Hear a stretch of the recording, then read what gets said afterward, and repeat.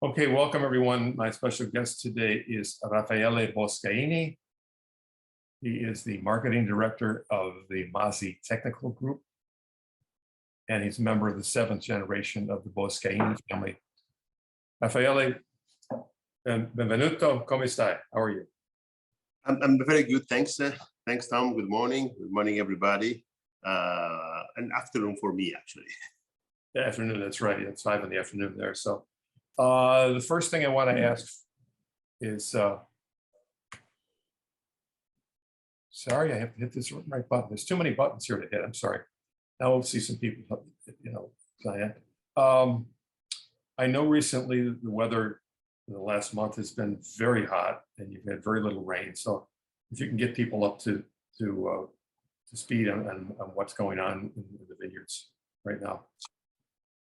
It's true. It's very warm and dry, but so far doesn't really affect that wine that much. The vine growing and so on, especially when we are talking about grown up vines, the more old and so on. You know, a vine is a plant that doesn't really ask for much. It's a poor plant, and so it's quite easy for it to be. And nowadays, in this time of the growing season, is not in need of water actually. Of course, the temperature can cause some problem here and there. Now, I know that a lot of this, in terms of water, depends on what happens in previous years. So 17 was at least in Piemonte and Tuscany, was a drought. What about 17 and 18 in the Valpolicella area? Pretty much the same. Nevertheless, we didn't have really big problems during both the vintages. Okay. We'll go back to this later on if we have time. But I mentioned you were the director of the Masi Technical Group. But tell me a little bit about that. Yeah, Masi Technical Group is a very interesting concept that has been set up by my father Sandro back in the end of 70s, beginning of the 80s, when he was on the idea to have the responsibility of winemaking share between all the experts behind the label. So not just the winemaker, but even the agronomist, of course, the winemaking, but even the quality control, the bottling manager, and until the sales team. Because in this way, you have, first of all the elements that must be handled by experts. And second, because in this way, we can say that Masi wines are produced by Masi, not by a single person. That could be a genius, but we want to have a wine that expresses the philosophy of a company rather than a man. Now, you're in, I was reading this, and I know you had a lot of your wines. You're obviously known for your wines from Valpolicella, especially Amarone. We'll talk a lot about that today. But you also, I read you just planted some in your land in the Grave area at Friuli. You have some wine you make in Trentino Alto Adige. Correct. So tell me a little bit about those. Yeah, this is the concept of Venetian area. We feel we want to be the interpreter of the Venetian culture. So the inland of Venice, all these three regions, Veneto, Friuli, and Trentino, all together, for historical reason, were let's say the inland of Venice. And in this area, of course, we speak the same dialect. We have more or less the same grape varieties, and even the style of the wine and the style of the people are quite the same. And that's why I link very much with the culture of this area. And through our wines, we want to keep it fresh and to renew this, let's say, this way of being Venetian identity. See, the other things that we can affirm on that is the fact that the winemaking in this region provide even some specific technique, such as the appassimento, which is of course at the base of the Amarone, but even for other interesting interpretation in this land. And when you talk about Venetian, you're also talking about you produce Suave as well, right? Suave, for example, but why not Valdobbiadene for the sparkling wine, right. or of course even the classical wine from the Dolomites, Marzemino and Teroldolo. And I'm curious, how often do you travel? Sorry, I often. How often do you travel, or are there other people that cover that job for you? I mean, I do still travel quite a lot, but of course we have even our sales managers that brings our wines all over the world, actually in 130 countries around the world, where we distribute our wines. And what sort of reactions do you get when you talk to consumers about Masi, about Amarone, about Valpolicella, about how popular the wines? What they? It's a broad question, but go ahead. It's a very wide question, and there's many kind of reactions. So Amarone, to me, still a wine that is for connoisseur, is not widely spread out his name, but it's start to be, especially in North America. We notice that is more and more on the mouth of the people. Then when we talk about Amarone associated with Masi, I have to say that most of the time the reaction is, Masi is my first taste of Amarone. Okay. Since we were among the very first to introduce Amarone in the markets elsewhere, until the 80s or even the 90s. Right. Amarone was drunk just here in Valpolicella. We'll go into depth a little bit more about Amarone, but first let's start with Valpolicella, because I think a lot of people tend to forget that Amarone is a Valpolicella. And in fact, we don't have to forget that. And I have to say about Valpolicella is clearly one of the flagship of the Italian wines, of the daily Italian wines, together with Barbera and with the Chianti, for example. Okay. In this area, definitely is the everyday drinking wine in the mindset set of the people. I just put a picture up of some of your vineyards. I can see it. I can see it. This is the San Ciriaco vineyard. Where exactly is that picture taken? Is in the Negral Valley, is the San Ciriaco vineyard, which, as you can see by the sunset, is one of the very best vineyards, because it's really overlooking to the sunset, which are the really the best. The southwest oriented field are really the very best. They can enjoy more sunlight, and of course being protected on the shoulder by the Dolomites. So the hills basically that are the base of the Dolomites. So the cold wind coming from Central Europe is stopped by the Alps and the Dolomites, and in this position is perfect exposure. So I was saying about Valpolicella, the style itself, the wine, is always very friendly in terms of approachability in the mouth.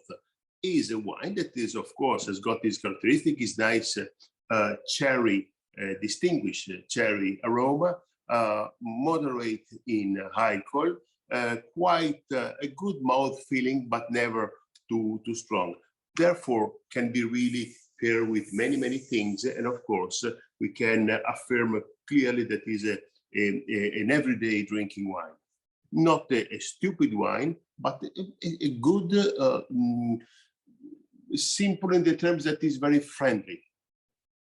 I would agree. Now, just to follow up on that, I've been to the area many, many times over the last 20 years. And I've noticed it's sort of like a roller coaster ride with Valpolicella. I mean, it seemed that was, like you said, an everyday wine that people would drink for lunch or dinner. And then once Amarone became a little more popular, it seems like more and more producers, the attention was going toward Amarone and away from Valpolicella. And then maybe some people who wanted to make a Valpolicella like an Amarone, which it's not. It should be, like you said, a friendly wine. So what are your thoughts on that? My thoughts are that we are really fortunate in our area because in the same land with the same varieties, we can make we can make 4 different wines, starting from an everyday drinking wine like Valpolicella. Then we have, thanks to the technique of appassimento, we can make the ripasso style wine, this wine with a step up. Then we have the Amarone, and then we have even the sweet wine, the dessert wine, which is the Recioto. This is something really unbelievable if we think in the same area, same grape variety. Thanks to the technique, we can really have a wide offer of wine for any occasion. That's why I totally agree with you. It's quite dangerous to push the Valpolicella high in terms of body structure and so on, and that go and in a way interfere with the ripasso, for example. Right. The ripasso itself too much close to the Amarone, or maybe Amarone too low because of some commercial reasons, right? So for me, the segmentation of the market, and not even of the market, of the palate as well, should be maintained in this way. Let's talk a little bit about, I mean, all of these wines, Valpolicella and Ripasso and Recioto and Amarone, they're all based on the same grapes, and the blends are a little bit different for the different wines. So let's go over those grapes. So the most important one, of course, would be Corvina. Yeah, Corvina and Corvinone, which is a sort of brother of Corvina. Normally in the blend, they are between 60 to 80 or 90%. And of course, you can imagine exactly what means. They provide the character of the wine, the core of the wine, and which is this specific aroma of cherry, ripe black cherry. And this is one thing. Then we have the Rondinella, which normally is between 5 to 25%. It depends on the choice of the winemaker, of the company, and so on. And the Rondinella is the one that is probably, I would say, I don't want to say unpleasant, but it's not a grape that really expresses nice aromas, nice flavors, but provide nice structure. Tannins, not harsh, quite gentle tannins, but I mean, nobody in the Valpolicella make a wine with just Rondinella. Means that it's not, it's just what needed. And then, sorry? Or else maybe they make a Rosato from Rondinella, right? Not that I know. I mean, perhaps. Okay. All right. Okay. Anyhow, and then the third variety is that is not anymore mandatory. So, but as a Masi, we feel should be mandatory. Is the Molinara? Is the weakest in the blend in terms of color, in terms of structure, but is beautiful in 2 characteristics that for me a good Valpolicella should have always: nice acidity and a sort of saltiness going to like a red pepper that keep the wine alive and fresh and crunchy. Okay. As it's supposed to be Valpolicella. So I always make this comparison. Corvina is like to play a piano. You make a beautiful harmony, even on its own. Okay. Rondinella is like the drum, make the rhythm, but you cannot have a concert of a drum. Exactly. And the Molinara is the triangle, just a touch. Okay. I've never heard that comparison. I love it. Okay. Now let's talk a little bit about, I'm sure most people that are watching today and will watch later on YouTube no appassimento, but it never hurts to kind of clear that up. So since it's such a vital part of making Amarone and Recioto and Ripasso, Yeah. the backup, just Valpolicella, of course, does not undergo that for the most part, and the grapes are picked at the normal time. But when you make a wine using the appassimento process, you're going to pick the grapes a little bit early, correct? Because you're going to pick up an alcohol. So yeah, so they are the first grapes harvested, and of course we do an accurate selection in the vineyards. It's not in terms of quality of the bunches, but is the healthiness of the bunch. They must be perfect, and possibly the one that has got they are more loose with the berries well spaced one to each other in order to let the air go through. And then we put gently on this bamboo cane trays that will host these berries for 3 up until 4 months. In this period of time, the 3 varieties with the percentage that I mentioned before rest and start this slow drying, meaning that after 4 months you will have the decrease of weight of about 35 to 40%. Okay. Means what? That evaporates, adding more concentrated juice into the berries. Now, let me ask you, stop for a second. On these 3 varieties, let's look at this photo right here. I mean, is this just Corvina, or is Rondinella, Molinara, are they mixed in as well? Or all the three, okay. The proportion that I mentioned before. Okay, and is one affected a little bit more by appassimento? Does one change a little bit more that's flavors? Of course, the cinetic of appassimento is a little bit different on the 3 varieties, according with the fact of the characteristic of the variety itself. For example, Corvina grape and Corvinone are the only 2 varieties that get affected a little bit at the end of the appassimento by the botrytis. Botrytis that provide, being this rot and piercing the skin, develop underneath the skin of glycerin. And the glycerin is really very, very important for Amarone. Is the secret of the Amarone, because it's the substances that provide the smoothness into the wine. So Amarone, is almost 15 or even more than 15% in alcohol, but is always smooth and gentle, thanks to the botrytis. And your father explained this to me many times over the years, but this glycerin gives this effect of sweetness, and yet we're talking about a dry wine, correct? Correct. Is a wine that the normal sugar level is below 5 or 5 grams, so means almost the unfermentable sugars. Right. Nevertheless, this glycerin acts in the mouth exactly like sugar, so giving this impression of sweetness. But then after a few seconds, you find out that it's totally dry.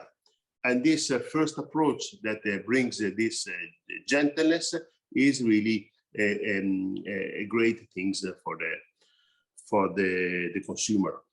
Okay.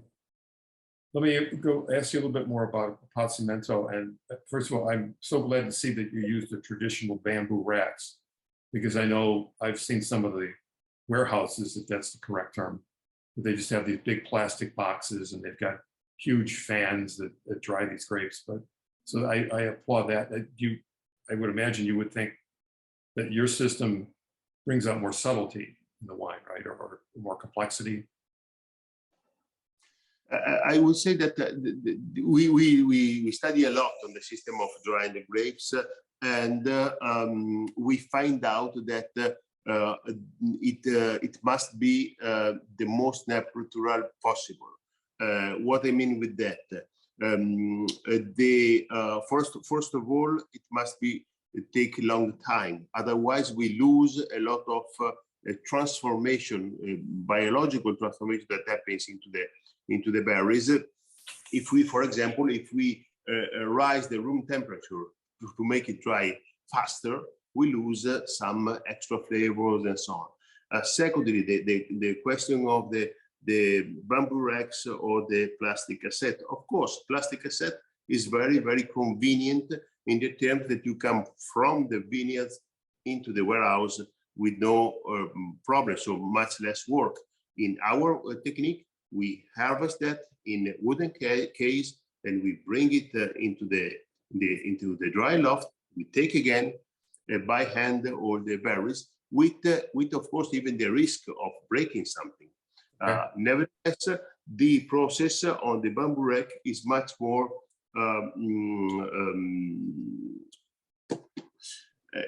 safe. Plastics doesn't absorb the excess of humidity.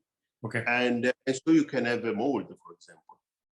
With these bamboo racks, do you have to replace them every few years, or are these? Yeah, sometimes you break, Okay. but it's quite Right. good. And then the bamboo have another nice characteristic that, you know, bamboo has got this sort of wax on it. It's always, it's not a scrub. So you can steam it before the season. Right. And so it's Okay. totally without any fungus or anything. So it prevents diseases and things like that. Correct. Okay. Correct. And this room, as people know, it's called a fruttaio. If I'm With correct. the frutaio, correct. And it's quite warm. And what is the humidity level in that room? The humidity level is in some cases controlled, but never too low, because as I said, the appassimento must be slow and long. So the ideal, would say, humidity is between 70 to 75% of humidity. Oh, okay. The temperature is according with the season. And what is quite important is the ventilation. So having the air moving, that will really keep any fungus very far from to get to there. That's why most of the home where we dry our grapes on the top floor have windows that are on the north and other windows to south. Opening the windows, the air go through the house, always moving, right, and is the perfect conditions. Of course, when outside is fog or raining, the men go upstairs and close the windows, you know, right, to keep here. Okay, interesting. And so these grapes dry, you said, for 3 to 4 months. So you then press the grapes, and we're looking at what, the end of January, early February? Correct. Correct. And after that, as I mentioned before, we have a thicker juice that must be fermented, but fermented in a quite difficult environment. Of course, the end of January, beginning of February is cold. And then being so thick, the juice means that it's got quite a lot of sugar. Right. So a lot of work for the yeast to transform all the sugar in alcohol in a bad condition because it's cold. That's why, and I'm talking now of the Amarone in the past, was very difficult to make Amarone good because you start the fermentation, then after a certain level of alcohol, and because of the cold, stops the fermentation, and maybe restart again a few months later in spring, okay, at Easter time. But this left into the wine oxidation or bad aromas, right, of this suffering fermentation. Right. That's why in the mid-80s, as Masi, we introduce cultured yeast, Saccharomyces baianus, that is used even for to make bread, that really can perform a straight fermentation even in this bad condition. This way you have fermentation that's still long because there's a lot of job to do, but totally regular. And from that time on, we were capable to sell the Amarone even when relatively young, of course, after 3 or 4 years of aging, but was enough. In the past, to get rid of this oxidation, you need to have a much longer aging in a large barrel in order to make the wine to settle down. All right. And the difference between a rather warm/hot vintage as opposed to a cooler vintage. I know like 2014 was cool and rainy. And I know some producers didn't even make Amarone in 2014. Did you produce Amarone? No, we did not. You did not. We Okay. did not. But let's talk about a cooler vintage that, you know, versus a warm vintage. Is there a difference in how long the appassimento lasts? Obviously, the wine, the final result is different, but what about the drying process? Yes, I always say is that we need to consider the vintages in terms of climate condition for Valpolicella in the longer season until February, because of course a cooler climate into the vineyards brings a wine with different characteristics than someone more warm. Nevertheless, the aspect of the humidity, for example, of the temperature during the fall can make a big difference into the wine. Sometimes not allowing to make wine. The point is that those characteristics of the juice, the first juice, of the grapes, can really be mitigated during the appassimento. So correct what you said. Sometimes if we have a season on the vineyard that doesn't give us a great concentration, you can reach it by the appassimento time. Okay. We'll go into the specific Amarone in just a minute, but let's talk about Ripasso. And first, we have to give credit where credit is due. And here's a picture of your father, Sandro. And I'm sure everyone watching today knows his nickname is Mr. Amarone. So he's been so influential. He's really been arguably the greatest ambassador for Amarone you can imagine. Maybe there's one or two other people, but he pretty much was the inventor, wasn't he? If you use that word of the Ripasso style, wasn't he? Yeah, himself and my grandfather Guido. Okay. At the time when we started to produce Campofiorin, it was the first Ripasso ever. In '64, Sandro was completing his education at the university, but he was already with a step into the winery. So was a contributor of making Campofiorin. And actually, I have a bottle here of my vintage Campofiorin, 1970. 1970, wow. Yeah. It's not the first. The first, as I said, is a 64, but is we can say that it was a revolution into the winemaking of Valpolicella, at least. So Campofiorin was a smart idea to have a better Valpolicella out of the same raw materials. You have Valpolicella and you have Amarone on the other side, and nothing in the middle. So by using the pomace of the fermentation of Amarone and pouring on top of them some Valpolicella, washing these pomaces, Valpolicella can reach some more color. Of course, 1.5 degree in alcohol more because of a second fermentation started, and of course different aromas and different structure. This is the technique of Ripasso as is stated now by the disciplinary, the rules of the Valpolicella. Nevertheless, Masi since '83 changed a little bit the technique, not using anymore the pomace of Amarone. Why? Because sometimes, for example, we don't produce Amarone, and so how can we make a Ripasso without the pomace? Or because sometimes you can have more or less extraction, you can have a different raw materials. So we want to be quite regular, and therefore we keep some dried grapes unfermented, and we make the second fermentation these dried grapes. And is this the Barolo Campofiorin that you're talking Barolo about? Campofiorin and Campofiorin itself, and we call this technique double fermentation. Okay. And what's in terms of the aging potential of the Campofiorin and the Barolo Campofiorin?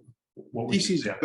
This is very interesting because you can go easily over 20 years if you have a Magnum, as you know, even better. But I had really experienced even a 30 or 35 years old Campofiorin, which was really very, very alive with a nice acidity. And of course, with some sign of oxidation, but not the bad one, the one that makes the wine even more interesting. More complex, right?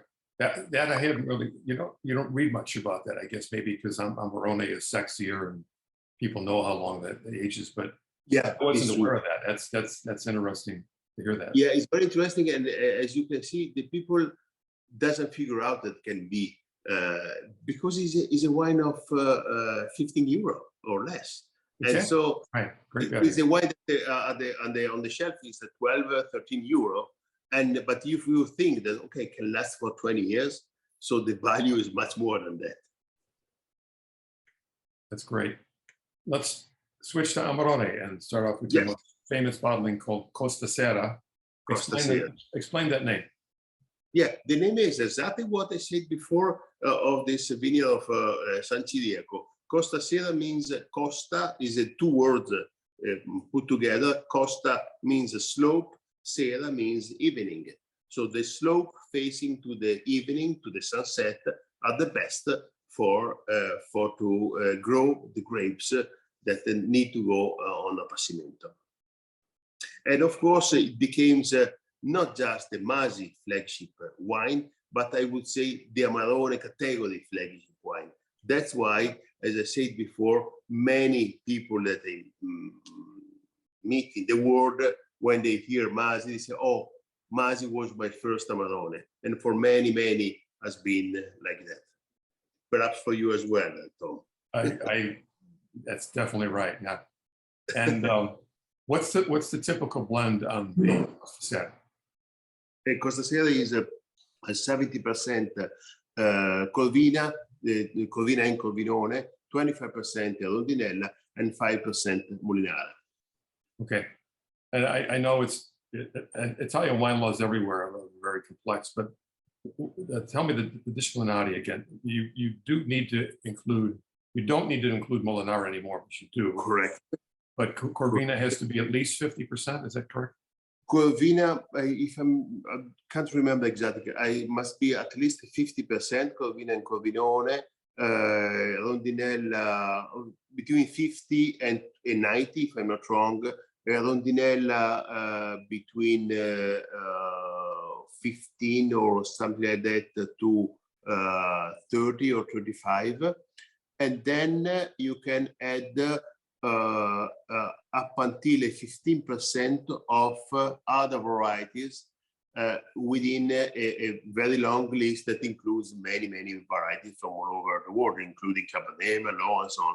That I don't like this last part of the disciplinary. Yeah, I am in agreement with you. I'm sure many people watching it as well. What was the thinking on including Merlot and Cabernet? I mean, Amarone is so unique.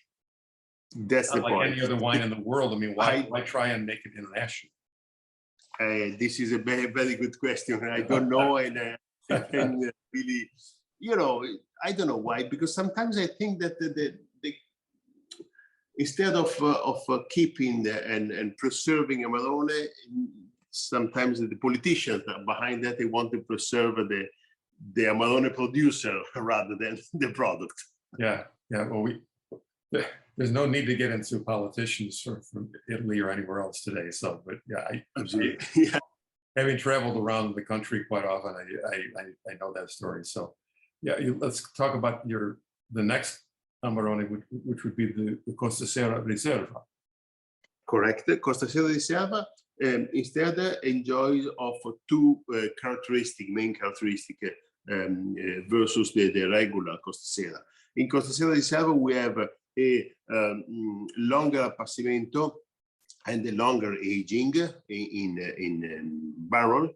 But moreover, we have a fourth variety of grape in this blend, reducing a little bit the Rondinella quantity. We add this Oseletta variety. Oseletta is a very ancient variety that has been rediscovered by my father in Valpolicella, bringing very, very small berries and very small bunches as well.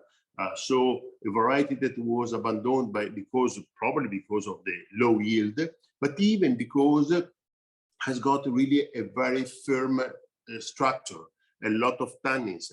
In this small berry with a thick skin, there's 2 seeds inside. There's almost no juice, but really everything about concentration. And into the Amarone, the oscillata act like a sort of firm backbone that really provide the wine to be always very tight and very strong. Then, of course, comes the gentleness of the Corvina that with this longer appassimento and aging can be even more smooth and gentle. Okay. When did you first produce a Reserva Costa Sera? The Reserva Costa Sera has been first produced in 2003. And actually was the first year where was allowed to name Amarone Riserva after, of course, a longer aging. Right. And what is the current vintage?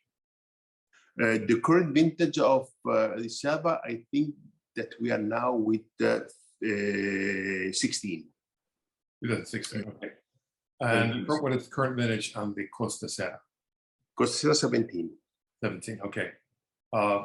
You want to just briefly talk about those 2 different vintages? They're very, very different growing seasons. Yeah, of course, they are different vintages. As I said, both of them were quite good and very good, actually, I have to say, especially if we consider that I have here the 2016, that was really a remarkable vintage, especially for the nice weather within all both the growing season and into the appassimento time, which always can be critical. Nevertheless, what happens became to be a wine with a great harmony. The fruit was perfectly ripe, and so a good part of the thing has been done, and the right amount of acidity, because it's quite important. Normally, nobody thinks about acidity, but acidity is really a key element, especially in a wine that needs to last for a long time. First, responsibility of the acidity is to counterbalance the tannins. And the second one, to keep the wine alive. And so you need to have a nice amount of acidity, but properly balanced with the other elements. Otherwise, it's too acidic and you don't like it. Let's talk about Masi was the first producer, if I'm correct, to make single vineyard Amarone. Yeah, that is a story that belongs to the 50s, when was my grandfather Guido that had this idea to try to vinify this separately, grapes coming from different vintages. That's in order to understand what happens. And that was the year when he selected, if I'm not wrong, 13 different vineyards. And then as a very sort of simple survey, he brought some sample to his friend Giorgio Giocco, who at the time was running the very best restaurant in Verona, 12 Apostoli, to have him make taste to the consumer this wine and to make the choice which one is different, why, which is the favorite, and so on. And so a few seasons later came out with 4 different single vineyard, Mazzano, Mezzanella for the Recioto, the sweet Recioto, and then Campolongo di Torbe and Campocesa, that was another Recioto. And it's nice because from that time we still keep producing the wine from the same single vineyards after nearly 70 years. Okay. I just put up a picture of the label of the Campolongo di Corbe. I love the label, the old-fashioned label, like a lab label almost. But tell us, yeah, it is, yeah, like a lab analysis, yeah. And I see 15,600 bottles. Is that a typical release? Yeah, it's quite typical. I would say that probably this vintage, I don't know what vintage is because it's a general picture that we put to the catalog, but is normally is more on 14,500, sometimes 15,000. It depends, of course, on the generosity of the vintage. And your winery is in. Well, tell us where this vineyard is in comparison to your winery. How far away is it? So it's not that far. It's a few kilometers, but the most important thing is the elevation. Is nearly 400 meter elevation, where the winery is 100 meters elevation, and even here again the facing to the southwest in perfect condition. The other nice characteristic of the Campolongo vineyards is the soil, which is a very dark earth coming from residual volcanic kind of earth. Okay, and the other one is the Mazzano. I'll put up the picture here. Tell us a little bit about that vineyard as well. Of course, Mazzano is fun because Mazzano is pretty much the same elevation of Campolongo. It is the opposite valley, and it's interesting because from Mazzano you can see the Campolongo vineyards, and of course back. And so they are probably in a flight will be probably 500 meters, less half a mile, let's say, in distance. But they are two different worlds. Mazzano, we have the characteristic is given by the exposition to the wind, as I said before, is really north to south. The vineyards and the dry loft gets hit all day long by this wind. Therefore, in this condition, there's no chance for the botrytis to develop, or at least much less. No botrytis, no smoothness. No smoothness is a wine more austere, more severe, more square, which is a beautiful characteristic as well. And in both Mazzano and Campolongo, how old are the oldest vines? The vines, I mean, of course, we renovate them, but I would say that probably the average of the plant is between 45 to 50 years old vines. We renovate row by row, but yeah, probably we are over 40 years for sure. The average. There's certain varieties in Italy that are a little more prone to disease and things like that. What about Corvina, Rondinella, Molinara? As any cultivation, we have some challenges. Depend on the vintages. What we notice in the last, let's say, decades, that we really change a lot our way of vine growing. In the past, you were normally used to, okay, I do my cultivation, and then if something happened, I do some medicine, let's say. I use some. Nowadays, in the last 10 years, we convert everything on more natural kind of vineyards conduction in order to have the plant stronger and not get sick. If not that sick, it doesn't need medicine, right? So it's a question of balancing. I ask maybe less production. I keep the leaf in a certain way in order to have the plant vigorous, and of course getting less vulnerable to the things, to the elements. Okay, what would you describe? Obviously, the difference between the Amarone and the single vineyards is is quite large. But what about the difference? How would you describe the difference between the Riserva Costa Serra and one of the single vineyards? Yeah, this is a more a challenge because the Riserva Costa Serra itself, because of this characteristic of having this backbone provided by the Osiletta, really brings something special.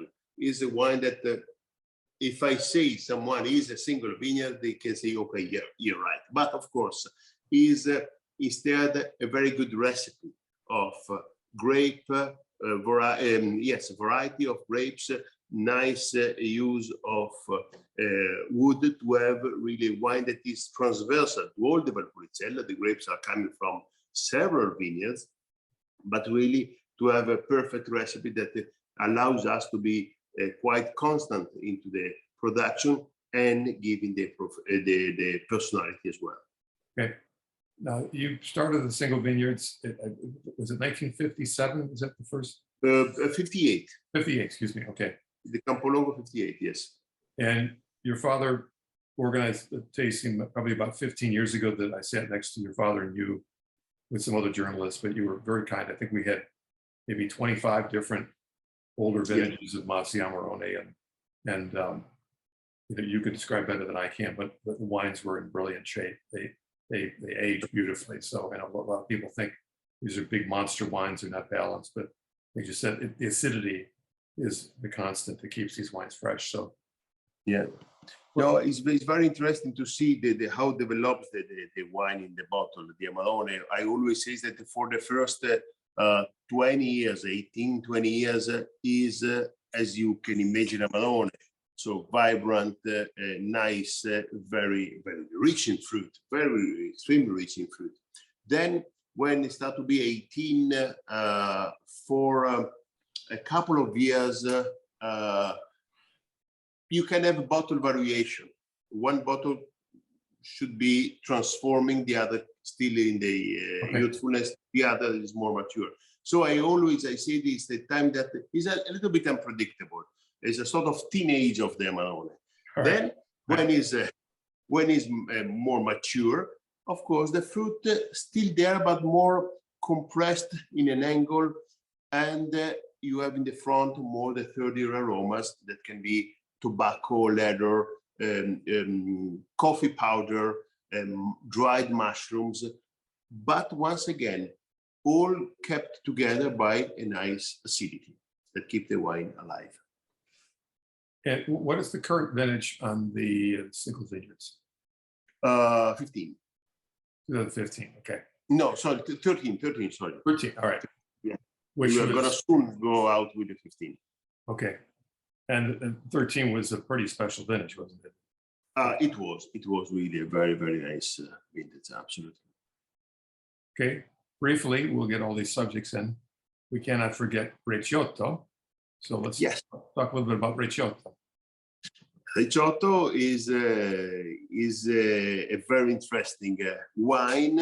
Is made once again with the same variety, same percentages, same vineyards of Amarone and Valpolicella, but in this case, after the appassimento, the fermentation must be stopped because we want to have some residual sugar into the wine, and give to this wine quite a unique characteristics. Normally, you don't have a red dessert wine. It's very rare, at least. But this characteristic is one that really gives a uniqueness. So the fact that together with the sweetness, you have even tannins. That's why Recioto is a perfect wine to pair with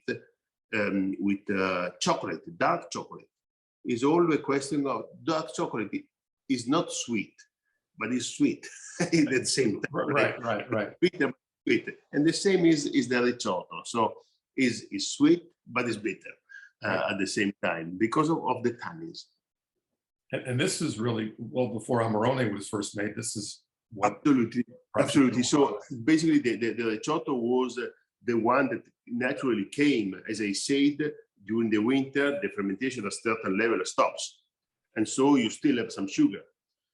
Then, of course, if you leave it in the barrel, the yeast start to act again and go to the dry version into the Amarone. So I would say that nowadays, with the technology, we can make both great Amarone and great Recioto at the point of sugar that we want. In the past, it was almost okay. Thanks God, pray and see what's happened if you have a Recioto and Amarone. Two things about Recioto, then we'll move on to that last line. First of all, I'm always love to hear you say that it goes with chocolate, because I always tell people that, you know, if I have 10 commandments of wine and food pairing, one of those commandments is Recioto and chocolate. So it's just like, it's the most perfect match. But I know you have some of your people from your importer in the United States watching, and Recioto, let's face it, doesn't sell as well as it should. People don't, a red dessert wine, you know, I don't want that. So what do you suggest to them? How should they sell Recioto? How should they approach that? I should have We should need 2 hours, right? Solution. Yeah. We did some. No, I think that the good solution is to serve it not as a dessert wine, but as a dessert itself. For example, here in Verona, we have nice biscuits that are very close to the British shortbread.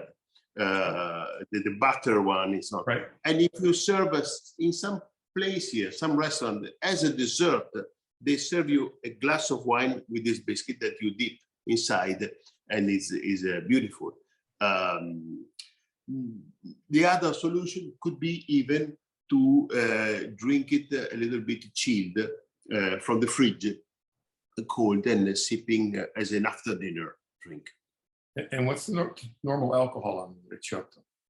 Is a little bit less than Amarone. It's normally 14, and then of course you have some potential by the reduced sugar. Okay. Let's switch a little bit. Just one last wine. I know you also make. We talked about Suave before, and you make some Pinot Grigio, but you have some sparkling wine, and I'm going to mess up the pronunciation. So you tell us how that's pronounced, and tell us about this project. Is the name is Moxé. Is of course a fantasy name, but can give the sound of something moving. Of course, is a wine that is a sparkling, is made out of Pinot Grigio that has been, of course, made it sparkle with the Charmat system in stainless steel tank. Is interesting, let's say, declination of Pinot Grigio. Pinot Grigio is known for its great drinkability and freshness, and why not with some bubbles can be really even more exciting. And I noticed this was Pinot Grigio and Verduzzo. Tell us about that.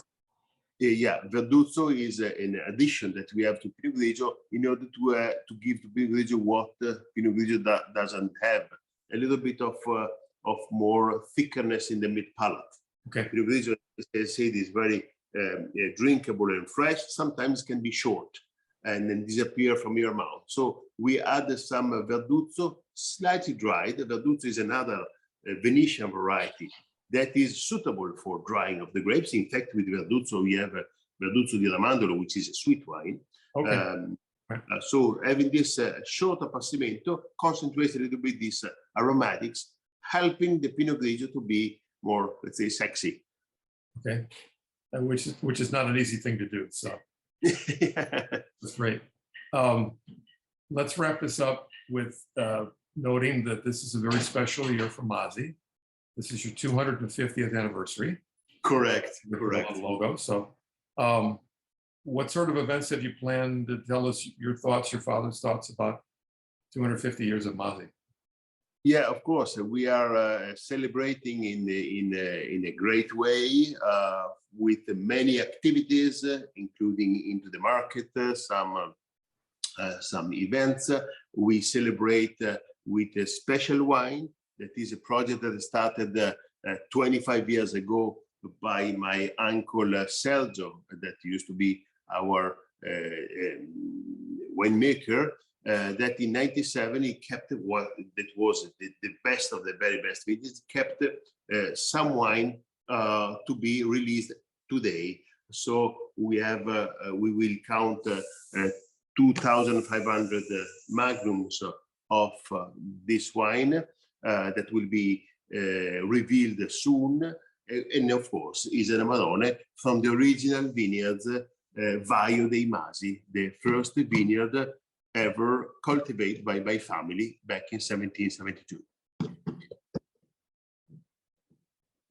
And any special events around the world, or how are you treating? Of course, as I said, we are gonna travel the world. Myself, my sister, my cousins, perhaps my father as well. In many places in the world, we are organizing now with our distributor events with guest journalists or even these trade people, right, for to celebrate this anniversary. Well, I'll be over once the invitation comes in, but I'm kidding, of course. Of course, but in honor of that, I pulled out from my cellar today my bottle of 1990, which I mentioned to you before. Now, that's a pretty classic year, isn't it? Absolutely. 1990 was really a very nice vintage, but I would say if I rate it 5-star in 1990, right, with the time, passing the time, I would say, oh, should I have marked a 7-star? Because it's incredible how it developed during the years. Is one of the most youthful Amarone you can have. So, I mean, some vintage later, they looks older than that. Right. So there's no hurry for me to try the wine, is there? So no, but I mean, I have the same philosophy of my father, and that he said always that the best bottle that you have at home is the one open. That's right. Yeah, yeah. It's like the answer for the what's the next great vintage? You know, the next one coming up, right? It's like your favorite vintage is the next one coming up, right? Of course, absolutely, yeah. Absolutely. Great. Well, please say hello to your father for me. I appreciate your insight. I will. And it's always a pleasure to talk to you. And I don't see any questions. We have a few minutes left, but otherwise, we will say thank you, and let's keep our fingers crossed for a wonderful harvest this year. So, absolutely, absolutely. Okay. Thanks again for having me, and bye bye to everyone. Thank you. Ciao, Raffaele. Ciao, ciao. Ciao, ciao.